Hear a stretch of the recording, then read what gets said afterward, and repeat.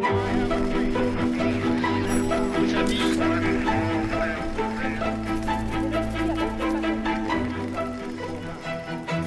à toutes et tous. L'invité de cet épisode de La Grande Hache, l'émission d'histoire du média, Olivier Lecourt-Grandmaison. Bonsoir. Est avec nous à l'occasion de la sortie d'un livre d'intervention qui s'appelle « Oradours coloniaux français contre le roman national ». Un livre qui est sorti en relation avec le scandale suscité en février dernier, en février 2025, par Jean-Michel Apathy lorsqu'il avait parlé d'oradours qui avaient été commis par la France. Je le cite, « La France a commis de nombreux oradours coloniaux en Algérie ». C'est un livre d'intervention, je le disais. Ceux qui suivent le média connaissent bien Olivier Lecourt-Grandmaison, qui est déjà venu plusieurs fois dans des émissions OSAP, On s'autorise à penser, précisément pour intervenir sur des questions directement liées à l'actualité. Cependant, ce livre-là, il est aussi lié à une œuvre de chercheurs, à plusieurs décennies de travaux sur l'histoire coloniale, qui ont été marqués notamment en 2005 par un livre qui s'appelait « Coloniser, exterminer », qui avait été à l'époque assez mal reçu dans la communauté historienne, et qui, s'il ressortait aujourd'hui, serait pleinement en phase avec des idées qui sont aujourd'hui débattues, alors qu'elles étaient, on pourrait dire, refoulées il y a encore une vingtaine d'années. Olivier Lecourt-Grandmaison, merci beaucoup d'être là, donc. Merci à vous. D'abord, peut-être, parlons de ce livre-là, de cette intervention, donc, contre le roman national. Si la sortie de Jean-Michel Apathy a fait un tel scandale, si elle lui a coûté si cher, c'est parce que, justement, c'est un crime de lèse-nation contre la France fille aînée des Lumières, un crime contre le roman national qu'il a commis en parlant d'oradours commis par la France. Alors, deux remarques. La première, c'est qu'il faut rappeler que le scandale qui a consécutif à la déclaration de Jean-Michel Apathy est un scandale parfaitement construit par les extrêmes droites, par les républicains qui se croient tels, et par les mercenaires à la solde du groupe Bolloré, et notamment, je pense, à ces incultes, mais qui ont une puissance médiatique très importante, à savoir Cyril Hanouna et Pascal Praud, qui ont joué un rôle essentiel pour construire à la fois politiquement et médiatiquement ce scandale et faire en sorte que les politiques, mais parce qu'ils les ont soutenus également, relaient ce prétendu scandale et exigent la sanction de Jean-Michel Apathy. Alors effectivement, au fond, Jean-Michel Apathy a été politiquement et professionnellement sanctionné parce que ses propos touchent au fond ce qu'on pourrait qualifier de sacré, à savoir le roman national républicain, et à l'intérieur de ce roman national républicain, un chapitre essentiel de ce roman, ce qui est ce que j'appelle le roman impérial républicain, en précisant que le sacré ici doit être compris comme ce qui ne peut pas se toucher, sauf à commettre un forfait et un grand crime. Et c'est très exactement cela qui a été reproché à Jean-Michel Apathy, parce qu'on touche là à des représentations, des constructions discursives, des constructions idéologiques, des constructions politiques, indurées depuis très longtemps et qui font partie effectivement de cette mythographie nationale républicaine, dont il faut rappeler qu'elle date de la Troisième République et qu'elle a été forgée par ceux qui se sont lancés en 1885 dans la construction de l'Empire, Jules Ferry et ses alliés, et qui ont permis, entre 1885 et 1913, à la France de devenir la seconde puissance impériale du monde, ce qui ne lui était jamais arrivé auparavant. Et rappelez que de cela, les républicains sont extrêmement fiers. Ils mettent la construction de l'Empire au crédit de la République, de la Troisième, et évidemment, ils mettent aussi la construction de l'Empire à leur propre crédit, ce qui permet de comprendre les raisons pour lesquelles l'Empire a effectivement été défendu non pas seulement par les Républicains, par des radicaux socialistes, par les socialistes ralliés à l'Empire, et dans certains cas, et pour certaines colonies, faut-il le préciser, c'est le cas de l'Algérie, par la direction du Parti communiste, à la fin des années 30, lorsque Maurice Thorez théorise l'idée selon laquelle le peuple algérien est un peuple en formation. La conséquence de ce qui peut apparaître comme anodin est en fait gravissime, puisqu'étant un peuple en formation, il ne peut pas revendiquer le droit des peuples à disposer d'eux-mêmes, en l'occurrence de lui-même, plus exactement. Et donc, au nom d'un universalisme, bien intentionnée. Ça renvoie au discours de Jules Ferry sur la mission. Ou réputé bien intentionné. C'est ça. Oui, absolument.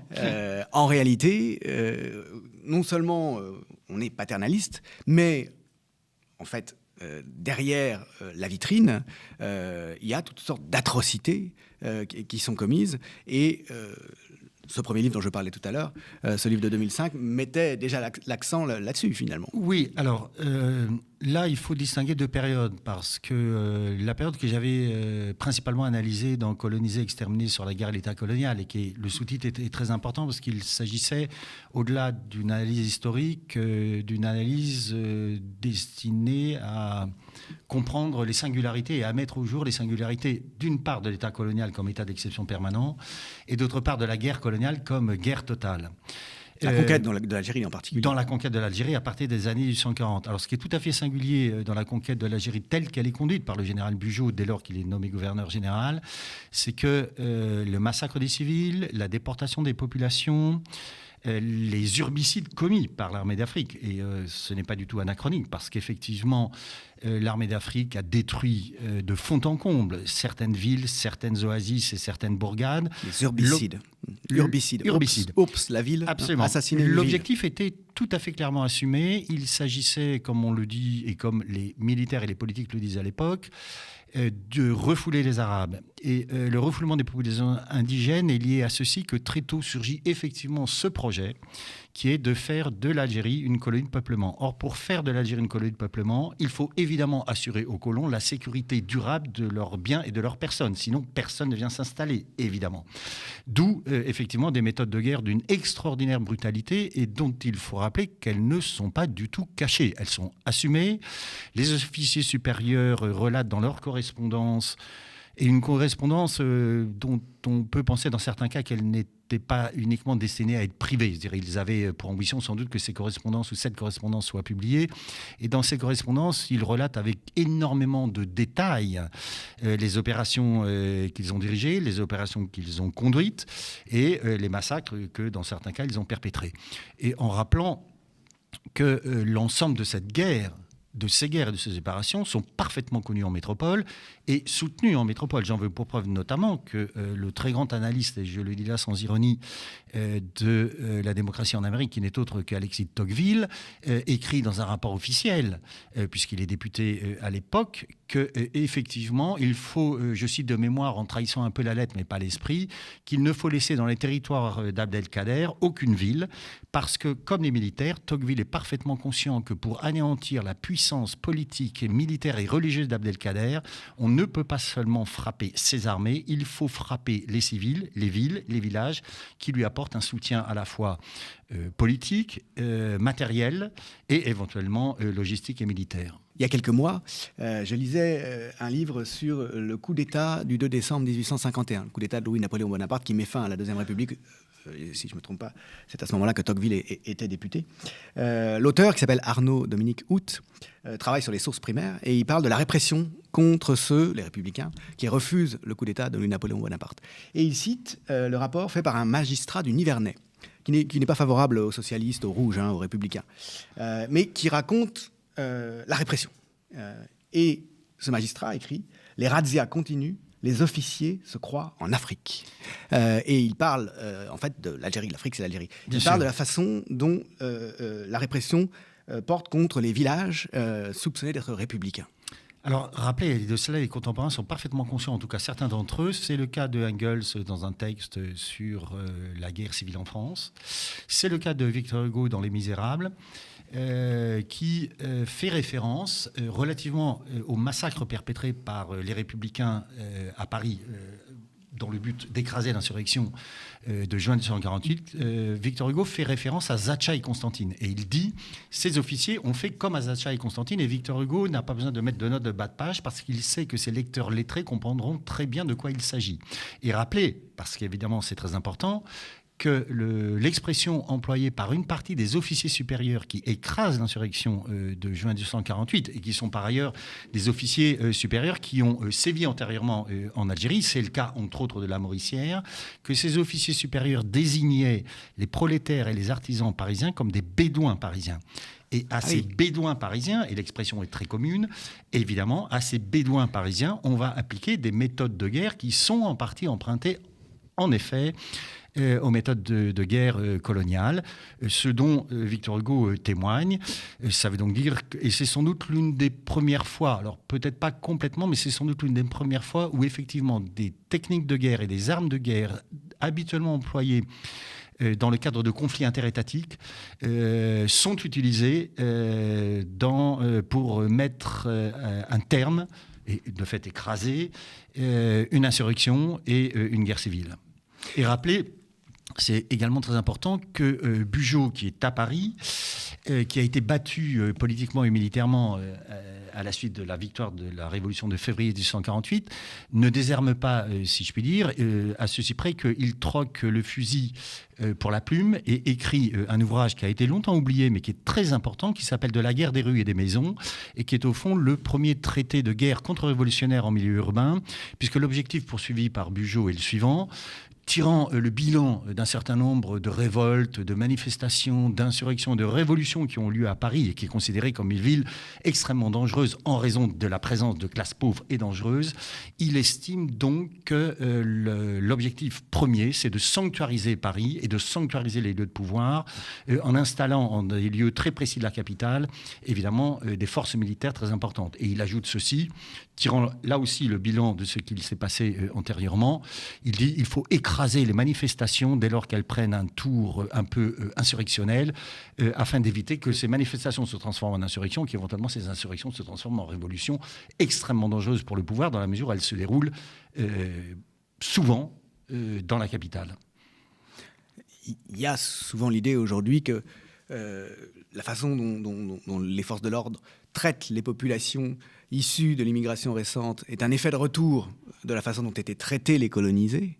Mais en réalité, dès le 19e siècle, donc, on voit cet effet de retour en métropole. Absolument, c'est très ancien, et on peut rappeler par exemple que l'internement administratif, qui est une disposition exorbitante du droit commun, c'est-à-dire une disposition extraordinaire, qui a d'abord et avant tout été appliquée dans les colonies, qui est défendue par les juristes, mais qui sont parfaitement conscients que cette disposition, qui est une disposition qui donne plein pouvoir au gouverneur général, donc à une autorité administrative, et qui permet d'interner sans durée définie a priori et sans que le lieu de la détention soit défini a priori, cet internement administratif, d'abord massivement appliqué contre les indigènes, va être importé en métropole par un ministre de l'Intérieur de l'époque qui n'est autre que Albert Sarraut, qui fut plusieurs fois gouverneur de l'Indochine, plusieurs fois ministre des colonies, président du Conseil, donc ce n'est pas une personnalité secondaire de la Troisième République, et il est donc parfaitement au courant des dispositions extraordinaires du droit colonial, et qui importe l'internement administratif en métropole,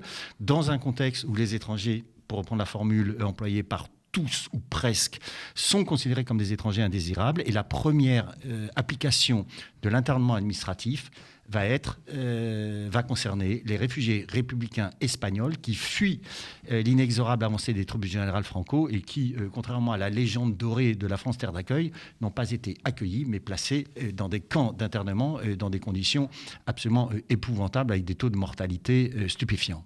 Et donc cette procédure qui relève en fait du droit exécutif administratif, c'est ça, si je comprends bien, sans passer par une procédure judiciaire régulière. Elle provient de l'indigénat, du dispositif juridique qui relève de la même logique. Elle provient de dispositions coloniales. Alors, rappelez qu'au-delà de l'épisode de 1938, alors dans des conditions qui sont aujourd'hui beaucoup plus protectrices pour les personnes qui sont internées, dans la mesure où ces personnes ont la possibilité de faire appel de la détention administrative administrative. Mais que c'est, encore une fois, l'internement administratif qui est aujourd'hui utilisé massivement contre les exilés en situation irrégulière, mal nommés clandestins, et qui sont effectivement placés dans des centres de rétention administratifs. Et rappelez que ce n'est pas nouveau. Une partie significative des manifestants du 17 octobre 1961 rassemblés à l'appel du FLN pour protester contre un couvre-feu raciste imposé par les autorités de la République à partir du 5 octobre 1961. Ces manifestants qui n'ont pas été massacrés par la police agissant sur l'autorité de Maurice Papon ont été internés. Et internés où? Dans un centre de rétention administratif à l'époque, qui se trouvait à Vincennes, et qui est toujours un centre de rétention administratif où sont placés aujourd'hui les exilés en situation irrégulière. Et par ailleurs, on pourrait ajouter, parce que là aussi c'est une disposition d'exception, la responsabilité administrative collective, massivement utilisée contre les indigènes, a là aussi et là encore été importée en métropole. D'une part dans la loi anti-casseurs du mi-temps des années 1970 et dans la énième loi sur la sécurité intérieure à l'époque où Nicolas Sarkozy était président de la République et où cette responsabilité collective permet d'ores et déjà de poursuivre des personnes, non pas pour les actes violents qu'ils ou elles ont commis, mais pour le seul fait d'appartenir à une bande ou à un groupe qui a commis des actions violentes ou qui s'apprête à en commettre. Ce qui est une atteinte substantielle et très grave au principe de l'individualité de la peine. Et rappelez qu'en son temps, Robert Badinter avait violemment protesté contre cette disposition en disant qu'elle était inacceptable parce que pensée par lui à juste titre comme une disposition d'exception. Alors cette approche que vous développez là, vous pouvez la développer aussi parce que vous avez une formation de juriste. Je rappelle qu'au départ, vous n'êtes pas historien stricto sensu. Ça peut-être aussi participé des difficultés de réception du premier livre, qui était un livre historique. Votre travail est passé après, donc colonisé et exterminé, précisément par des analyses autour de l'indigénat, de ces dispositifs juridiques dont vous venez de parler, de l'hygiénisme aussi. Oui, alors plus spécifiquement dans les colonies, de la médecine et de l'hygiène coloniale, dans la mesure où, là aussi et là encore, dès lors qu'on veut implanter des populations significatives européennes et françaises dans les colonies, que ce soit dans les colonies de peuplement ou dans les colonies d'exploitation, il a fallu développer, et la France de son côté a été très en retard, il a fallu développer une médecine et une hygiène coloniale. Et la France, plus exactement ces médecins et ces hygiénistes, se sont beaucoup inspirés des procédures, des dispositifs et des méthodes employées par la Grande-Bretagne qui étaient très en avance de ce point de vue-là.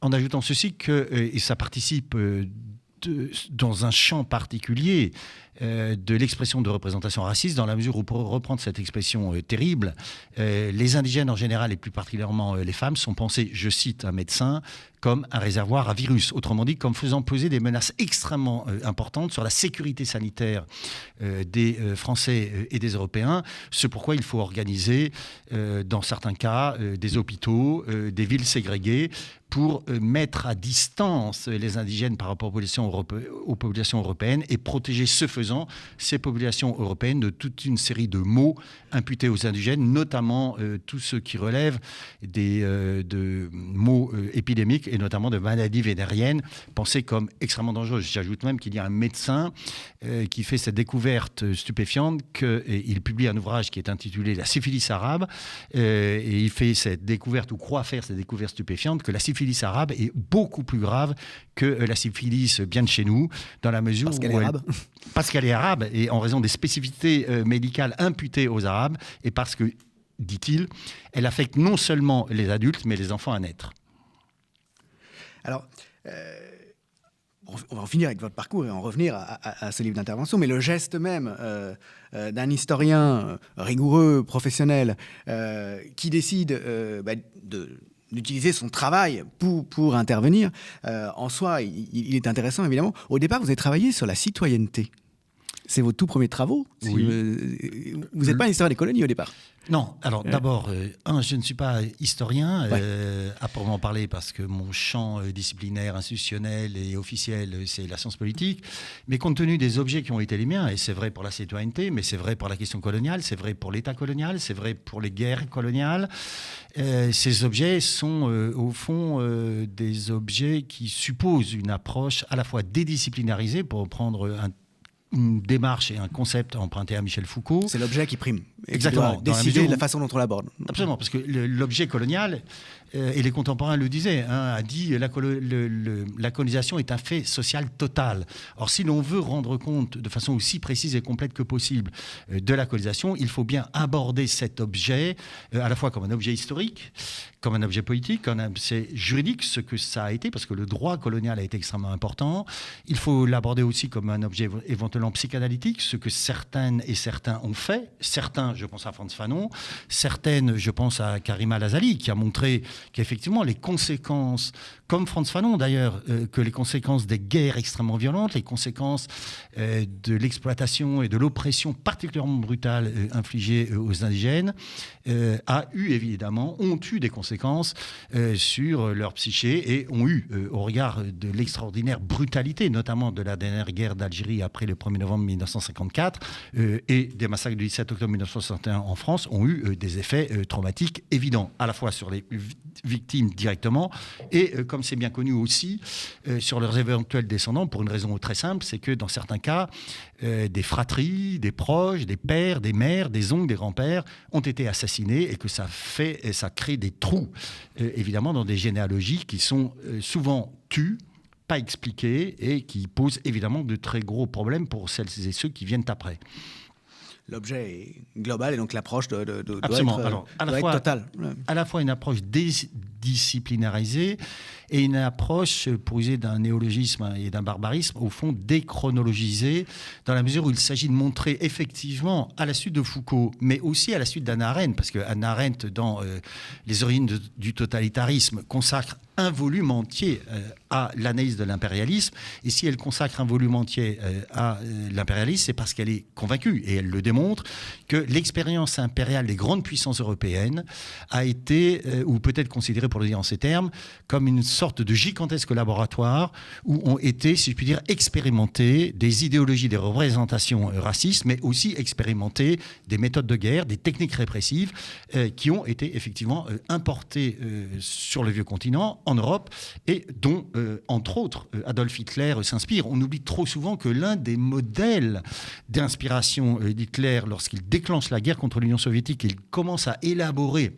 l'élaboration est antérieure, le concept d'espace vital, il s'inspire en très grande partie de méthodes employées par les Britanniques pour la conquête de l'Inde, qui fascine tous les contemporains à l'époque et qui fascine Adolf Hitler, dans la mesure où les Britanniques, avec quelques centaines de milliers d'hommes, ont été capables de soumettre le sous-continent indien dans sa totalité. Il faut rappeler que l'Inde britannique et anglaise comprend le Pakistan, l'Inde et le Bangladesh, c'est-à-dire un territoire énorme avec des populations très importantes, et que les Britanniques ont réussi à soumettre l'ensemble avec si je puis dire, une économie de moyens militaires et politiques extraordinaire. Et Hitler y fait tout à fait référence lorsqu'il pense la guerre totale qu'il va déclencher contre l'Union soviétique, et il s'inspire de ce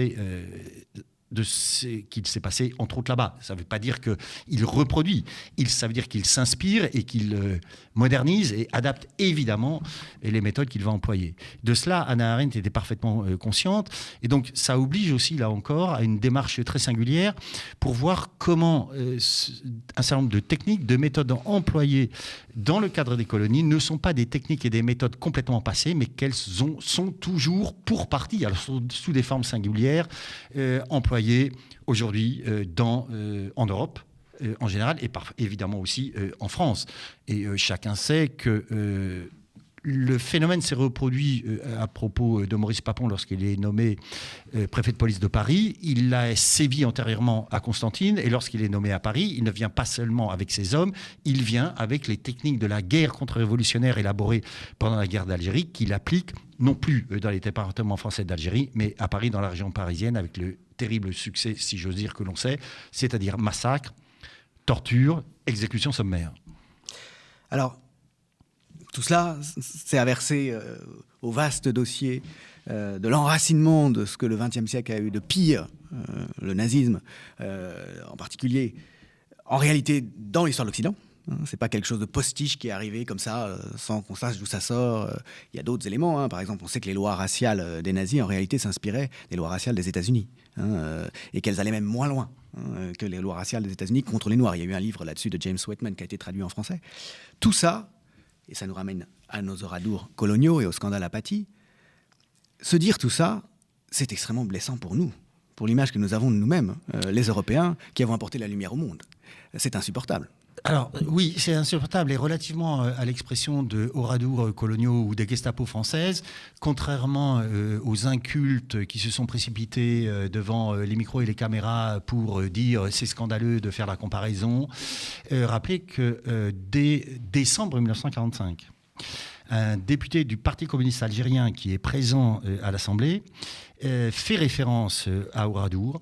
Et s'il fait référence à Oradour, c'est parce qu'il pense aux massacres terribles qui ont été commis par l'armée française et des milices européennes composées de civils à partir du 8 mai 1945 à Sétif, Guelma et Kherrata, et rappeler que ces massacres ont fait entre 30 et 35 000 morts.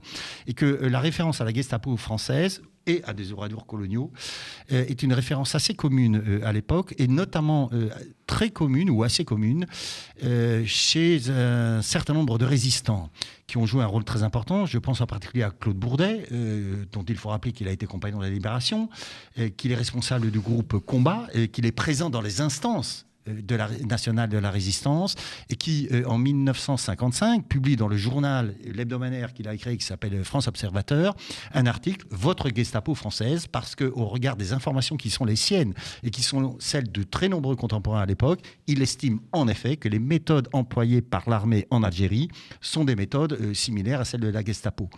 C'est le cas aussi, faut-il le rappeler, de Paul Tedjen, ancien résistant, torturé à Nancy, déporté à Dachau, secrétaire général de la préfecture d'Alger, qui, constatant, après avoir visité des prisonniers qu'ils ont été torturés, constatant qu'un certain nombre de ces prisonniers ont subi la disparition forcée, c'est-à-dire qu'ils ne sont plus prisonniers mais qu'ils ont été exécutés sommairement, démissionne de ses responsabilités, et dans la lettre qu'il adresse au ministre résident, il fait référence à son expérience de déporté et de torturé. Enfin, et on aura du mal à nous faire croire que celui-là, à l'époque, est un gauchiste invétéré, Hubert Beuve-Méry, directeur du journal Le Monde, s'engage, et il engage à la fois sa personne et son journal, en faisant lui aussi référence à la Gestapo française et aux méthodes employées par l'armée en Algérie. Donc la référence est commune, et il faut préciser, au regard des personnalités qui utilisent cette référence, et Hubert Beuve-Méry est aussi un résistant, qu'il ne s'agit pas pour eux de minorer si peu que ce soit les crimes commis par les nazis, et moins encore, si j'ose dire, la destruction des Juifs d'Europe, mais de signaler que ces méthodes sont d'autant plus inacceptables que ces méthodes ne sont pas employées par un régime totalitaire, mais par une république qui trahit ses principes et qui trahit les idéaux pour lesquels ils se seront mobilisés pendant la résistance: la liberté, l'égalité et la fraternité, et bien sûr aussi le droit des peuples à disposer d'eux-mêmes. Quand Jean-Michel Apathy a fait cette déclaration qui a fait tant scandale, l'ARCOM, l'institution d'État qui est censée contrôler les contenus la légalité des contenus dans les médias, a dit qu'elle allait ouvrir une enquête. Ce qui est évidemment comique, puisque tous les gens qui sont au fait de l'histoire de la colonisation savent qu'il y a eu effectivement l'équivalent d'Oradour sur Glane. Donc cette institution d'État, finalement, est parfaitement ignorante.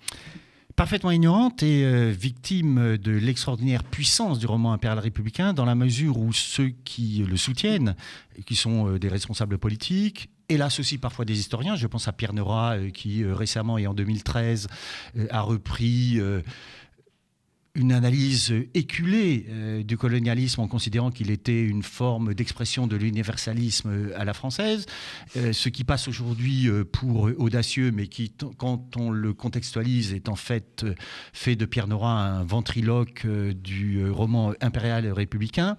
Et si tout cela fonctionne si bien, si je puis dire, c'est parce qu'au fond, comme toutes les idéologies, les défenseurs de ce roman impérial républicain prétendent non pas incarner une vision idéologisée de l'histoire, une mythologie, mais prétendent incarner et dire le vrai sur l'histoire. D'où l'extraordinaire puissance de ce roman impérial républicain et de ce roman national républicain, et avec en miroir, si j'ose dire, dans la mesure où ils sont supposés incarner la vérité de l'histoire, ceux qui contestent ce roman impérial républicain sont immédiatement et le plus souvent taxés, alors aujourd'hui d'islamo-gauchistes, et sous des formes plus nuancées, considérés comme exagérant par trop ce qui a été commis dans les colonies. Et au fond... Dressant un tableau trop noir et pas assez nuancé. Voilà, un tableau trop noir, pas assez nuancé. Et au fond, on voit très bien quelle est la fonction, ou l'une des fonctions de ce roman impérial républicain, c'est entretenir constamment la thèse fausse, évidemment, selon laquelle la France et la République demeurent innocente et pure, et que si massacre et crime il y a eu, ces crimes et ces massacres ne sont pas le signe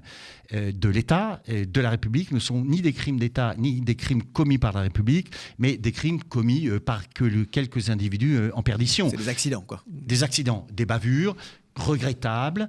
Et rappelez, pour en donner un exemple très immédiat et contemporain, que c'est effectivement la fable mobilisée, élaborée plus exactement par les conseillers en communication d'Emmanuel Macron à propos du 17 octobre 1961, où Emmanuel Macron fait croire ceci, que la responsabilité du massacre du 17 octobre 1961 incombe uniquement à Maurice Papon, ce que aucun historien, aucun spécialiste de la Ve République et aucun spécialiste des rapports entre le pouvoir politique et le préfet, surtout en période de crise, ne peut croire. C'est donc là aussi, là encore, un mensonge d'État, une fable officielle, mais dont on voit bien quelle est la fonction, faire croire, encore et toujours, que la France et la République sont fidèles à leurs très glorieux principes de liberté, d'égalité et de fraternité. Jamais de réflexivité, finalement, jamais de retour sur soi-même, toujours la défense de l'innocence, quoi. Toujours la défense de l'innocence, parce que, encore une fois, on touche à des éléments fondamentaux de ce que j'appelle aussi l'exceptionnalisme français, c'est-à-dire la thèse développée depuis très longtemps,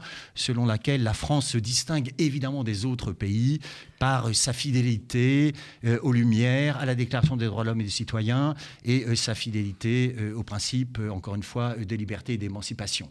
Il faut préserver avant tout cette image que nous avons de nous-mêmes. J'aime beaucoup la citation de Montesquieu que vous avez mise en tête du premier chapitre.